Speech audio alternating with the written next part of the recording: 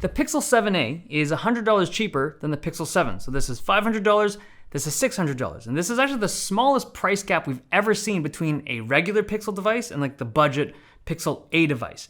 Now, normally, Google will launch a regular Pixel device for $600 or $700, and then a few months later, they'll launch the A series of that device. It's going to be $150, maybe $200 cheaper, but the A series device will have some features ripped out and be made with cheaper components, but it's usually quite obvious to the user as to what has been removed and like what the deficiencies are of this more budget A series device to be able to hit that price point, right? But this year, Google did something a little bit weird. This device, the Pixel 7a, has so many features on it, it actually feels strangely similar to the Pixel 7. It now has a high refresh screen at 90 Hz, it has 8 gigs of RAM, and it has wireless charging. The specs are so similar, it may seem like a no-brainer to just pick up a 7a and save the $100 instead of the 7, but there's a reason why it's $100 cheaper. You just gotta dig a little bit deeper to find out why.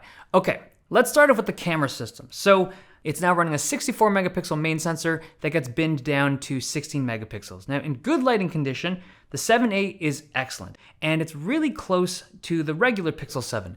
I would say, though, that the 7a isn't as good at white balancing as the regular 7. Often the pictures are a bit greener to me, and also the dynamic range on the 7a isn't as good. Like, you have to get sweaty and pixel peep the photos to really see the differences here, but in any scene I shot that had really bright areas and really dark areas, the regular Pixel 7 would do it better. Like in these photos here, you can still see the textures and details in some of the darker areas, but a lot of them are lost on the Pixel 7a images. Now, it's a really dark roof. Like with your naked eye, it's actually really hard to make up the details up there, especially with how bright it was outside, but the Pixel 7 with its GN1 sensor just does a better job.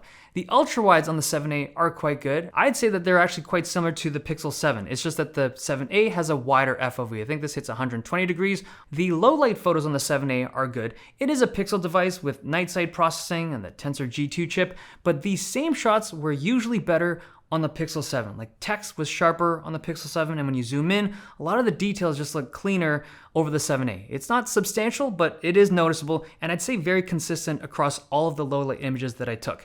Now, in terms of video stabilization, despite having the same processor and the same 8 gigs of RAM, it is noticeably weaker on the 7a. Now, I don't know how much of this comes from the differences in camera hardware or if Google's like intentionally soft capping the 7a here, but if video is really important to you, there is a noticeable gap between the two phones, and it's even more pronounced when it comes to low light video conditions. Like the regular Pixel 7 is quite a bit better here in terms of video image quality and stabilization. Battery life on the 7a was really similar to any of the recent Pixels I've tested, but the charging times were slow. Like the wired charging is already a little slow, but the wireless charging was painful. Like it feels like generation 1 wireless charging. It's that slow. It's cool that they included the tech, but don't expect fast wireless juicing.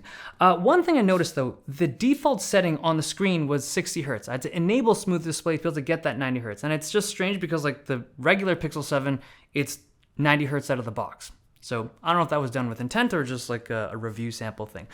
In terms of physical differences, the 7a is slightly smaller than the 7. It's got a smaller screen, so it fits in your hand a little bit better. It's the same kind of vibe though, right? It's got the metal frame around the edges with the camera hump, but it doesn't protrude out as high as it does on the Pixel 7. But if you'll remember, on the Pixel 7 and the Pixel 7 Pro, when they launched it, Google drew our attention to the fact that the camera hump blended into the unibody metal frame to give it this more premium look. On the 7a, there is a seam there. It's like a separate piece of material, which it's insignificant to most, but I imagine it's one of the things they've done to keep the cost down. Now, in terms of the back, this is a plastic back, despite it looking very similar to the Gorilla Glass glossy back of the regular Pixel 7. This is plastic. It's very easily removed though, so any kind of repairs or battery replacement is going to be relatively simple, and you can see how flexible that plastic panel is, which is great for durability and it won't crack as easily when you drop it. Now, in terms of colors, it comes in 4 color options this year. There's a white, there's a black, there's a coral color, and there's light blue. And obviously you have your D-brand Ninja Turtle skins, which is arguably the best skin for any device ever. Now, on the regular Pixel 7, there is this microphone hole right beside the flash. It's not there on the 7a, so I thought there'd be a difference in noise cancellation on calls and just video recordings. I think there is a slight difference, but it's so small that I don't want to go into it. Like, I don't think it makes a big difference, if anything at all, the fact that there is no mic at the top. In terms of the screen, so it's now running a 90 Hz display. It's a great screen, 6.1 inches, OLED, great colors and contrast ratio, Media looks great. The bezels are a little thicker on the 7A if you care about that stuff, but it's not a big deal to me.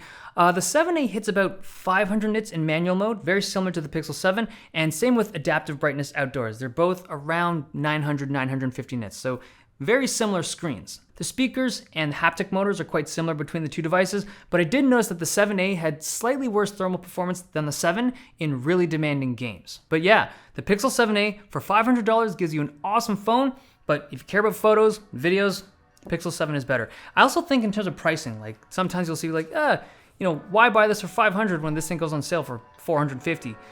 If this thing goes on sale, so will this. The Pixel devices are very often on aggressive sales. All right, there you have it.